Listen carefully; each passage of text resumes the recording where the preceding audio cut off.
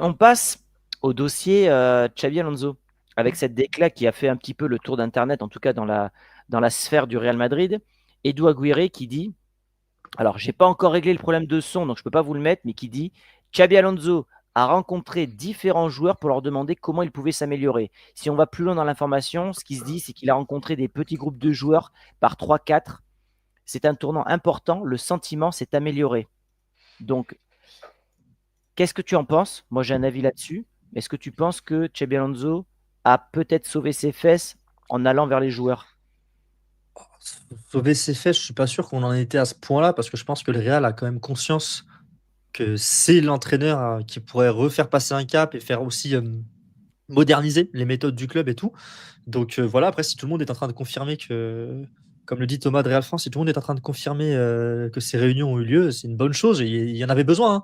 Il y en avait besoin au Real Madrid de se regarder dans le blanc des yeux, de dire ce qui ne va pas, de dire ce qui va. Et Et c'est bien, et c'est bien là qu'il se soit rapproché de ces joueurs et de certaines individualités. au-delà de ça, surtout lui qui avait tendance, qu'on l'appelle le professeur, je pense que c'était quand même quelqu'un d'un peu froid avec les joueurs. Je pense que c'est bien qu'il ait pris enfin, qu'il se soit rapproché des joueurs en disant: OK, je suis pas votre boss, enfin, je suis pas votre professeur et vous n'êtes pas mes élèves, mais dites-moi ce que je peux améliorer et vous faites un pas vers moi. Tu vois, chacun a fait un pas vers l'autre et je trouve que c'est très bien parce que les joueurs vont faire des efforts de ce côté-là. Et je vais vous partager des vidéos derrière qui prouvent que ça y est, il y a des contacts désormais entre les joueurs et Xabi Alonso. Dead qui nous fait un petit don. Merci beaucoup, mon ami. 300 live, 80 likes, c'est gratuit, les amis, s'il vous plaît.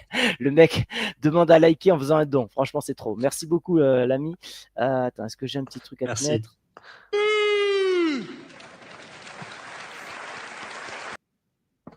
Merci à tous. Merci à toi, du coup, Dead.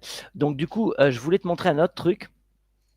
Voilà. Donc, c'est Xabi Alonso qui confirme ça dans la conférence de presse. C'est ici. Hop.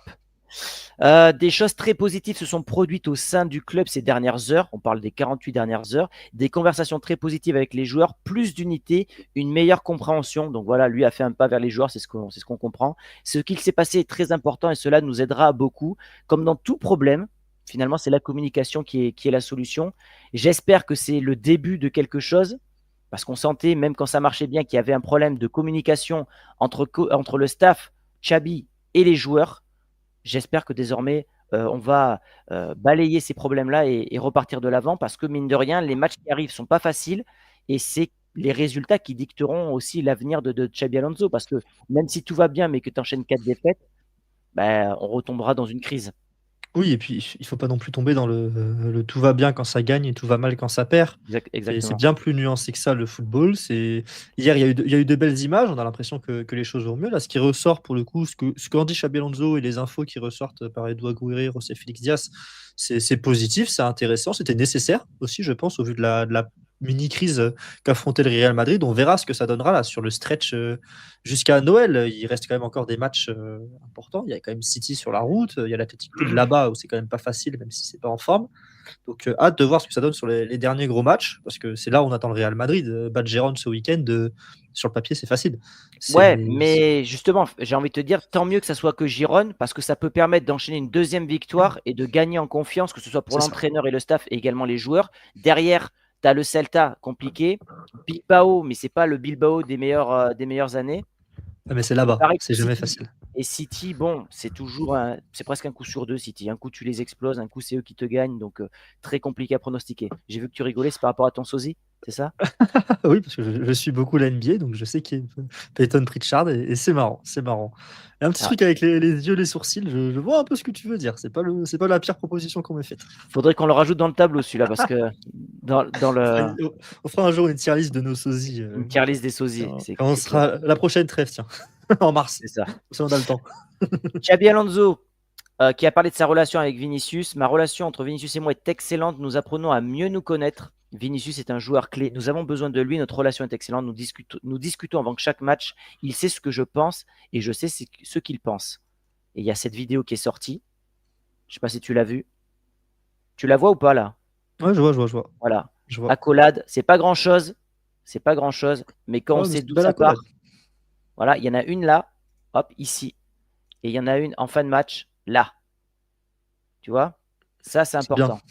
Ça, c'est C'est bien, important. c'est bien, c'est bien, c'est bien. Que ce soit pour le joueur et je pense pour l'entraîneur, parce que Xabi Alonso, il Oui, a dû se dire à un moment, waouh, je commence quand même à avoir chaud aux fesses, hein. Je pense qu'à un moment, il s'est posé la question. Il a dû se dire, faut que je change un truc, hein.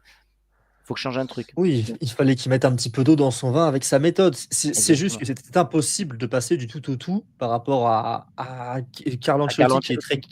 très câlin et par rapport à Xabi Alonso qui est très froid dans ses méthodes, quoi. C'est pas possible de passer du tout au tout. Il fallait une période de transition. Xabi Alonso, je pense quand même, n'a pas été non plus aussi froid peut-être que ce qu'il pouvait être à Leverkusen quand il est arrivé, parce qu'il avait déjà conscience de ça. Il s'est quand même rendu compte qu'il n'avait pas été assez dans l'humain, je pense, avec certaines de ses individualités, et notamment Vinicius. Et je pense que là, il est en train de mettre de l'eau dans son vin, et c'est une très bonne chose. Je pense que Vinicius aussi, hein, et lui, en tout cas, c'est une personne qui est très solaire, qui est très ouverte. Je pense que Vinicius Junior ne va pas se braquer et se fâcher éternellement avec son coach. Je pense qu'il attendait peut-être ce pas en avant de la part de Xabi Alonso. Vraiment dans l'analyse de relations humaines, je ne sais pas si ça vaut quelque chose, mais en tout cas, c'est Non, mais positif de voir ce genre de signe. ça reste un très jeune joueur, un très jeune entraîneur, Xabi Alonso, donc il a encore des choses à apprendre. Et la gestion d'un vestiaire aussi compliquée que le Real, il n'avait jamais connu dans sa carrière. Donc évidemment qu'il est obligé d'apprendre. Peut-être que dans le futur, on apprendra qu'il a eu un coup de fil de Carlo Ancelotti pour lui dire tu devrais faire ci, tu devrais faire ça. On ne sait pas, puisqu'il a déjà reçu des conseils de Del Bosque. Mais en tout cas, une chose est sûre, c'est que s'il arrive, entre guillemets, à se mettre Vinicius dans la poche, il a fait peut-être le plus dur, sachant que Vinicius, ça fait partie des joueurs les plus importants du vestiaire, qu'il emmène beaucoup de joueurs avec lui. Une fois que tu as Vinicius dans la poche, sachant qu'on va le voir dans quelques minutes, tu as déjà Bappé. Bon, si tu as Bappé et Vinicius, normalement, le plus dur est fait, et puis des Valverde vont la fermer, quoi. Ici, Bappé, justement, qui dit « Nous devons protéger l'entraîneur ». Tu l'interprètes comment, toi, cette phrase? Alors le mot proteger, qui veut littéralement dire protéger, c'est un mot transparent pour le coup, est très intéressant. Parce que protéger, ça implique que l'entraîneur, enfin qu'il y a des choses en tout cas négatives autour de l'entraîneur. Donc protéger de quoi? Exactement. Protéger de quoi? Protéger de qui? de, de Coralie sur Twitter qui dit justement qui a analysé ça de la même manière en disant protéger de quoi? Bah, c'est intéressant de s'y poser. C'est bien que Kix dise ça. Alors, protéger des médias et des bruits environnants et on va dire des infos qui sortent comme quoi il serait sur la sellette ou quoi, je pense qu'il y a de ça beaucoup. Est-ce qu'il n'y a pas autre chose encore derrière? Ça, c'est intéressant à essayer de décrypter. Parce qu'on a eu la liste par plusieurs médias, les joueurs qui sont qui sont pro Xabi Alonso, des joueurs qui sont contre. Bappé sortait dans la liste des joueurs qui étaient pro Xabi Alonso, en tout cas il a dit. Et puis surtout, moi j'ai l'impression que cette semaine, depuis une semaine, il y a beaucoup de voix en Espagne qui se sont levées en faveur du coach espagnol. On a eu Rafael Nadal, qui est quand même peut-être le plus grand sportif espagnol de l'histoire et qui a évidemment un poids, surtout au Real Madrid, puisqu'il vise la présidence à terme. On a Casillas, on a Mijatovic, je ne sais pas si je le prononce bien, celui qui a marqué le but, donc c'est en 98, lui, je crois. Tu le prononces bien, je pense. Voilà, contre la Juve. Et il y en a un autre qui a parlé, que j'ai dû oublier. Bon, bref, ça fait quand même beaucoup de voix qui ont soutenu Xabi Alonso, plus Pérez qui lui aurait donné son soutien, mais ça, j'aurais aimé qu'il fasse plus, pour le coup, une déclaration presque publique, tu vois. Donc finalement, les joueurs qui étaient contre Xabi Alonso, ils se sont peut-être aussi ravisés, hein.